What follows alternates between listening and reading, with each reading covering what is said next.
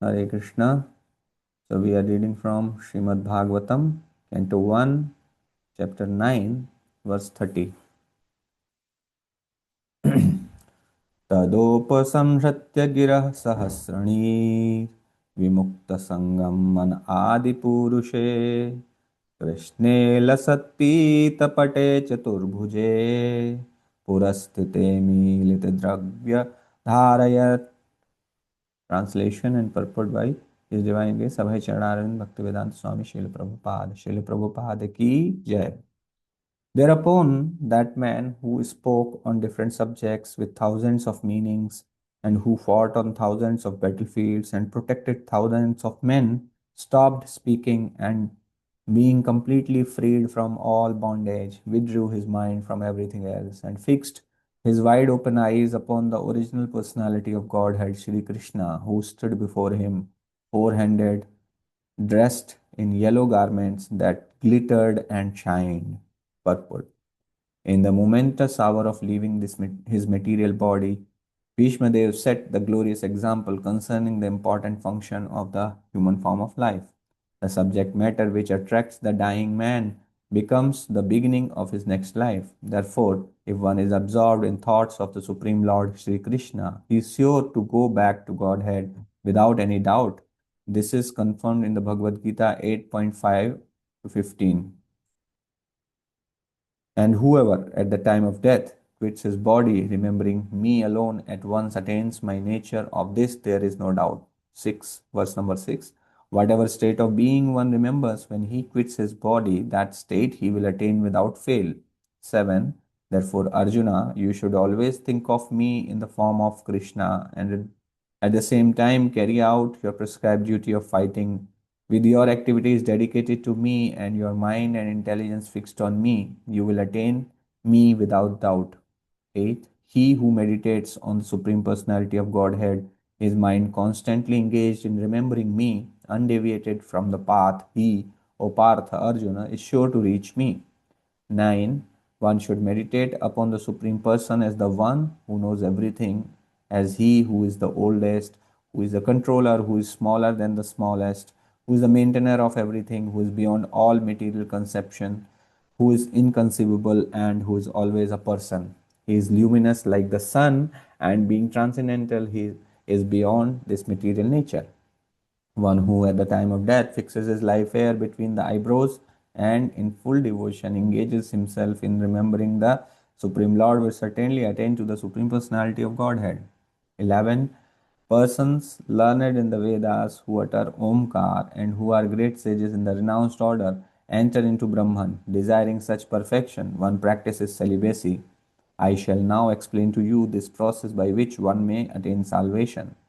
The yogic situation is that of detachment from all sensual engagements, closing all the doors of the senses and fixing the mind on the heart and the life air at the top of the head. One establishes himself in yoga. 13. After being situated in this yoga practice and vibrating the sacred syllable Om, the supreme combination of letters, if one thinks of the Supreme Personality of Godhead and quits his body, he will certainly reach the spiritual planets.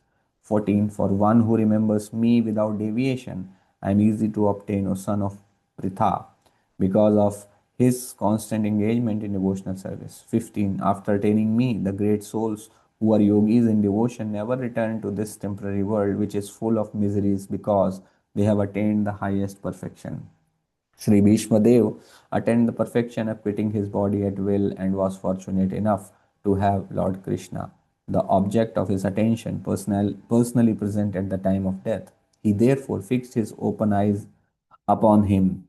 He wanted to see Sri Krishna for a long time out of his spontaneous love for him. Because he was a pure devotee, he had very little to do with the detailed performance of yogic principles. Simple bhakti yoga is enough to bring about perfection. Therefore, the ardent desire of Vishnudev was to see the person of Lord Krishna, the most lovable object, and by the grace of Lord Sri Bhishma Deva had this opportunity at the last stage of his breathing. Hare Krishna. So, in this verse, we see beautiful explanation Srila Prabhupada has given regarding leaving the body, how an ideal condition is to leave the body. तो किस प्रकार से हम अपने शरीर का त्याग कर सकते हैं ताकि हमें पुनर्जन्म न लेना पड़े और भगवान के धाम में वापस चले जाएं। यहाँ पर एक विषय इम्पोर्टेंट है, जैसे जब भीष्म पितामह ने देखा तो उन्हें 4 हैंडेड फॉर्म भगवान की दिखाई दी। 4 handed, dressed in yellow garments that glittered and shine. तो basically 4 handed form that shows से पता चलता है कि भीष्म पितामह की जो भक्ति थी भगवान विष्णु या नारायण नारायण के प्रति, वो उनकी भक्ति थी। And that's why at the time of that he was seeing Lord Krishna as Narayana actually. So he's a Vaikunthavasi basically. और जो वैकुंठवासी हैं उनके लिए भगवान नारायण चतुर्भुज रूप जो है भगवान का, वो आकर्षक होता है, वो प्रिय होता है। तो प्रत्येक भक्ति के लिए जैसे भक्ति में आगे बढ़ता है तो एक भगवान की इस विशेष फॉर्म उन सब के लिए आकर्षक बन जाती है। जैसे जैसे भक्ति बढ़ती है तो एक विशेष अट्रैक्शन हो जाता है, प्रेम हो जाता है भगवान की एक स्पेसिफिक फॉर्म से। जैसे रामायण में भी सुना होगा, तुलसीदास जी जब एक्चुअली एक बार भगवान ने कृष्ण के रूप में जब तुलसीदास जी को दर्शन दिए तो तुलसीदास जी ने कहा कि मुझे तो आपकी वही वही रूप आपका अच्छा लगता है जब आप धनुष बाण लेके आते हैं। तो भगवान के अनंत अनेक अनंत रूप हैं, भगवान के अनंत भक्त हैं, अनंत भक्तों के लिए अनंत रूप हैं। तो भगवान अपने अनंत रूपों से अनंत भक्तों को प्रेम का आस्वादन कराते हैं। तो यहाँ पर भीष्म पितामह के लिए भगवान का चतुर्भुज रूप है। और किस प्रकार से यहाँ पर बीच में देखेंगे अष्टांग योग का भी वर्णन आ रहा है भगवत गीता के इन श्लोकों में। अष्टांग योग का भी कि अपनी आईब्रोज के बीच में अपना देखना है, आंख बंद करके, और वहां पे ध्यान लगाना है, और फिर अपनी लाइफ एयर को अपने यहाँ ब्रह्मरंध्र पर लेकर आना है। तो ये योगी इस प्रकार से करते हैं।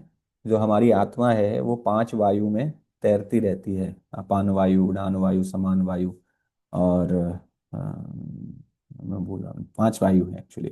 तो ये वायु से उनको कंट्रोल कर सकता है योगी। और इन वायु के साथ वो अपनी आत्मा को मतलब स्वयं को, आत्मा को ऊपर लेके आता है, ऊपर लेके आता है, यहाँ तक लेके आता है, यहाँ फोड़ के, ब्रह्मरंध्र फोड़ के फिर वो निकल जाता है भगवान में ध्यान लगाते हुए। तो जहाँ ध्यान लगाता है वहां चला जाता है। चंद्रमा, चंद्र ग्रह पर ध्यान लगाएंगे चंद्रमा पे पहुंच जाएंगे, सूर्य पे ध्यान लगाएंगे सूर्य पे पहुंच जाएंगे, और अगर भगवान पे ध्यान लगाएंगे तो भगवान के धाम चले जाएंगे। तो ये योगिक तरीका है अपने शरीर को त्याग करना, ओमकार का उच्चारण करते हुए। तो इस प्रकार से यह एक तरीका है। दूसरा तरीका है भक्त भगवान पर ध्यान लगाते हैं, भक्त जो है भगवान के रूप पर ध्यान लगाते हैं, जिस प्रकार से यहाँ भीष्म पितामह ने लगाया है। उन्होंने कोई योग, क्योंकि वो इस परिस्थिति में नहीं थे कि योग की क्रिया कर सके, कुछ भी कर सके, लेकिन उन्होंने भगवान के स्वरूप पर ध्यान लगाया।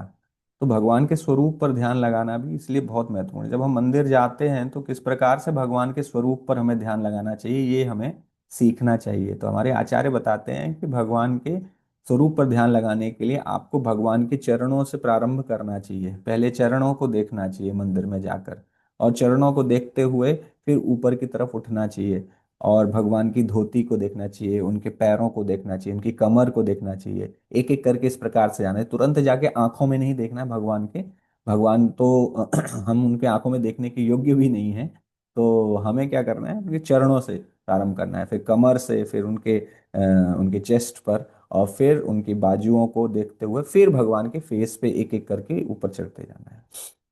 तो इस प्रकार से ये दर्शन लेने का भगवान का तरीका है।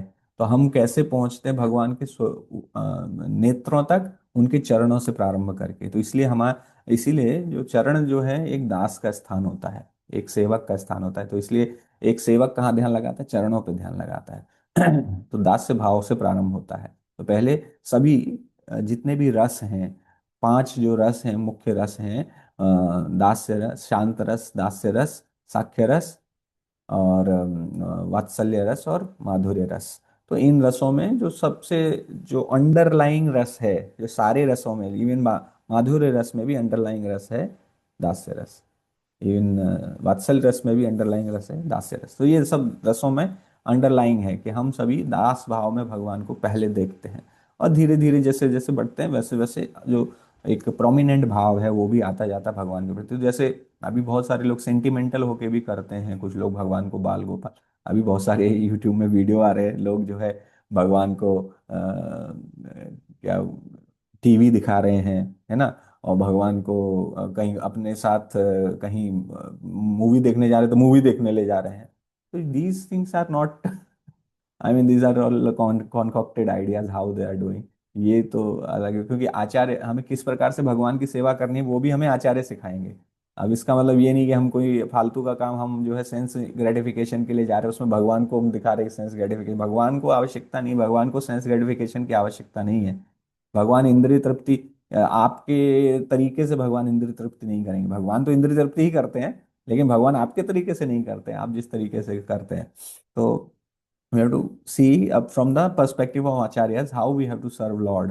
तो एक एक करके तो भगवान जैसे को जो वात्सल्य भाव में, वास्तव में वात्सल्य भाव में सेवा करना चाहते हैं, तो वो जो भाव है उनका प्रोमिनेंट धीरे धीरे होता है। वो अगर इमिटेट करेंगे ना, हम जो है नंद यशोदा बन जाएंगे और इस प्रकार से हम उनके नकल करने लगेंगे, तो ये क्या होगा, इट विल बी सहजिया, सहजियज्म होता है। और ये ना केवल गलत है बल्कि बहुत खतरनाक है, बिकॉज ये भावुकता में आके लोग करते हैं एंड फिर इसके बाद फिर नॉनसेंस करते हैं, उसके बाद फिर सारे सारे गलत कार्य करते हैं। जैसे स्वयं को गोपी मान लिया, तो गोपी मान के फिर सारे गलत कार्य करने लगते हैं। तो ये मानने से नहीं होता है, this is not some imagination, it is a gradual development of devotional service which happens over a period of time, when for like 10, 20, 30, 40 years you continuously do service, continuously chant Hare Krishna Mahamantra. And when you keep doing like that, then your heart will get purified, and in the impure state of heart you can just imitate, and that will be wrong. So in impure state of heart, we what we do is we just follow the instructions of our guru. What instructions guru has given? Follow four regulative principles and chant Hare Krishna 16, minimum 16 number of rounds। ये जो है हमारे गुरु ने दिए हैं। और नित्यम भागवत सेवा करो। तो जब ये जो है ना, एक पूरा पैकेज है, पूरा पैकेज लेके अब आप जब आप चलते हो, तब ऑल राउंड डेवलपमेंट होता है। Otherwise the development will not be proper, it will be slow, or somebody can go misdirected, somebody can start following some sahajiism, कुछ इमोशनल सेक्ट होते हैं बहुत सारे। तो इसी प्रकार जब चैतन्य महाप्रभु चले गए थे तो बहुत सारे सेक्ट आ गए, अपसंप्रदाय कहते हैं उनको। तो आप जैसे आगे बढ़ेंगे ना, देखेंगे बहुत सारे अपसंप्रदायों की चर्चा की हमारे आचार्यों ने। 13 अपसंप्रदाय थे, सखी बेकी, गुरु प्रसादी, नहीं नहीं मतलब सखी बेकी वो खुद को सखी मान के, गुरु प्रसादी, गुरु से प्रसाद रूप में बच्चा प्राप्त करते हैं। तो these are nonsense sampradaya. These are means you can understand just by understanding the principle of that sampradaya, you can understand this is a nonsense sampradaya. तो these things our acharyas have strongly condemned, and we should also be very careful, because India में हालत ये है कि सब अपने आप को भगवान का शुद्ध भक्त मान के करते हैं। आप कहीं भी जाएंगे ऐसे बिल्कुल भगवान को बिल्कुल पूजा करेंगे, मतलब भगवान के प्रति ऐसे दिखाएंगे कि हाँ मेरा बच्चा है, और डांटेंगे भगवान को, भगवान से लड़ाई करेंगे। और फिर जब जब कुछ नहीं कर रहे हैं तो उनका वो और गलत कार्य करते हैं, जब भक्ति नहीं कर रहे तो गलत कार्य करते हैं। तो ये इसका मतलब ये है कि भक्ति शुद्ध हृदय से नहीं हो रही है, भक्ति हो रही है गलत मानसिकता के साथ, गलत लक्ष्य के साथ। तो इसीलिए हमारे आचार्य कहते हैं we should not imitate, we should not try to become some devotee, we should not try to become gopis, we should not try to become Nanda Yashoda, we should not try to become Kaushalya। This is not how you do devotional service। We are at the stage, initial stages of bhakti is Vaidhi bhakti, and then next stage is raganuga bhakti. Raganuga भक्ति जो है spontaneous love होता है, वो spontaneous नहीं है, अगर आपको फोर्स करना पड़ रहा है खुद के ऊपर, that means you are not pure. And जो वैधि भक्ति है वो है विधि के अनुसार भक्ति, जो गुरु जो विधि बताए हैं उसके अनुसार भक्ति। तो we have to at this stage we have to do वैधि भक्ति। But we see these examples of Bhishma Pitama, and that gives us inspiration that okay, Bhishma Pitama is how much he is in love with Krishna। कितना प्रेम कर रहे हैं भगवान से, भगवान पे ध्यान लगा रहे हैं, उनकी आंखों से अश्रुधारा बह रही है, और वो याद कर रहे हैं कि किस प्रकार से उन्होंने भगवान की लीलाओं का स्मरण कर रहे हैं उस समय। और भगवान के रूप पर ध्यान लगा रहे हैं। तो ये जो तरीका है, हमें एस्पायर करना है। This is for inspiration and aspiration, कि हम एक दिन ऐसा आएगा जब मैं भी इस प्रकार से ध्यान लगा पाऊंगा, ये मेरी इच्छा होनी चाहिए। बट उसके लिए imitation is not the solution, imitation is not the solution, imitation is wrong. Our acharya have always condemned imitation.